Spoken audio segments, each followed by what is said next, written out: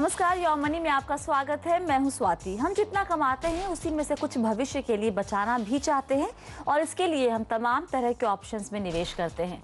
लेकिन कभी कभी लगता है कि ये भी अच्छा है और वो भी अच्छा, और इस चक्कर में हम अपना पोर्टफोलियो इतना ज़्यादा बढ़ा लेते हैं कि खुद हमें समझ में नहीं आता कि किसे रखें और किससे निकले। और कई बार तो ऐसा होता है कि बाजार में मौजूद बहुत सारे ऑप्शंस हमें अच्छे तो बहुत लगते हैं, लेकिन ये समझ में नहीं आता कि इन्हें पोर्टफोलियो में जगह दी जाए या फिर नहीं।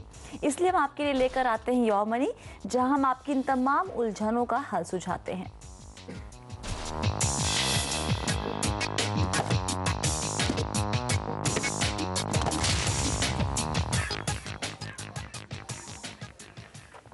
योर मनी में आज हमारा फोकस है म्यूचुअल फंड पर, और आपके सवालों के जवाब देने के लिए हमारे साथ हैं हमारे खास मेहमान investonline.in के मैनेजिंग डायरेक्टर अभिनव एंग्रिश। अभिनव, बहुत बहुत स्वागत है शो में आपका। चलिए शुरू करते हैं दर्शकों के सवाल जवाब का सिलसिला। गुड़गांव से सतपाल सिंह हमारे साथ हैं। सतपाल जी, क्या जानना चाहते हैं आप? Good evening ma'am. Good evening sir. Actually ma'am, मुझे म्यूचुअल फंड के बारे में जानना था। मेरी मंथली इनकम है 10,000 पर मंथ। हाँ जी।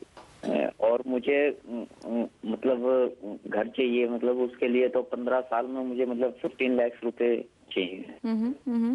हाँ, तो ओके, फोन कट गया, कोई बात नहीं। 10,000 इनकी सैलरी है, 2,000 निवेश करना चाहते हैं अभिनव। गोल है 15 साल के बाद 10 लाख रुपए चाहिए इनको। लेकिन इनको बहुत ज्यादा जानकारी नहीं है म्यूचुअल फंड के बारे में। तो एक नए निवेशक को आप क्या बताएंगे, किस तरीके से शुरुआत की जाए? Swati, SIP investments is ideal for the investor. हालांकि मैं ये भी इनको सलाह देना चाहूँगा कि 15 साल बाद 10 लाख की जो वैल्यू होगी, अगर आज के हिसाब से अगर आप कैलकुलेट करें तो मेरे हिसाब से 3 से 4 लाख से ज़्यादा की वैल्यू नहीं होगी। अच्छा। तो सबसे ज़्यादा इंपॉर्टेंट बात यह है कि वो ये ध्यान में रखें कि 15 साल के बाद उनको आज के हिसाब से कितनी रकम की ज़रूरत है। स्टार्ट करने के लिए अगर 2,000 रुपये इन्वेस्ट करना चाहते हैं तो मैं सजेस्ट करूँगा कि वो एक मिड कैप और एक लार्ज कैप फंड चूज़ करें। मिड कैप में वो Birla dividend yield plus fund choose कर सकते हैं, और लार्ज कैप के लिए Reliance regular savings fund equity plan. दोनों ही फंड काफ़ी पुराने हैं बाजार में और काफ़ी अच्छा इनका रिटर्न्स रहा है। आई मीन हिस्टोरिकली 15 से 20% एनालाइज्ड। भले ही शायद कंटिन्यू नहीं रहे, पर एक पोर्टफोलियो डेवलप और स्टार्ट करने के लिए ये स्कीम्स आइडियल हैं।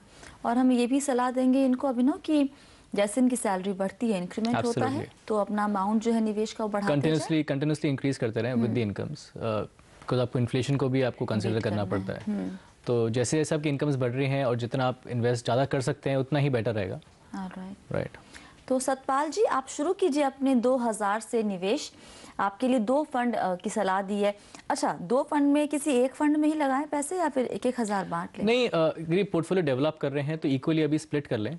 और जब वो स्कीम्स, जब वो अमाउंट भी बढ़ाएंगे तो इन्हीं स्कीम्स में ऐड करें, नई स्कीम्स ऐड करने की जरूरत नहीं पड़ेगी। ऑलराइट। तो सतपाल जी, इन दोनों फंड में आप ये 2,000 रुपये बांट लीजिए, 1,000 करके।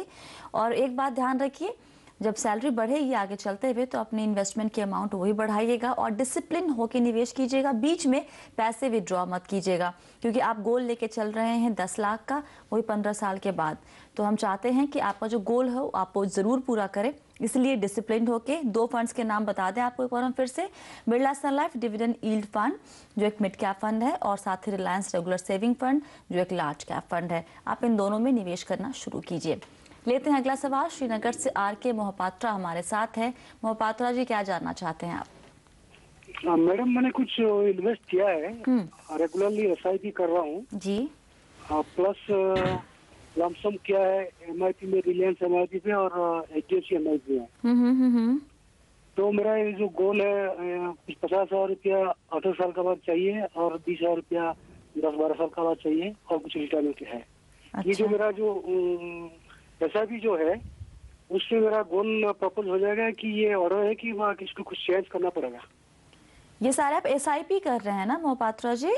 हाँ, सारी SIP, मंथली SIP है।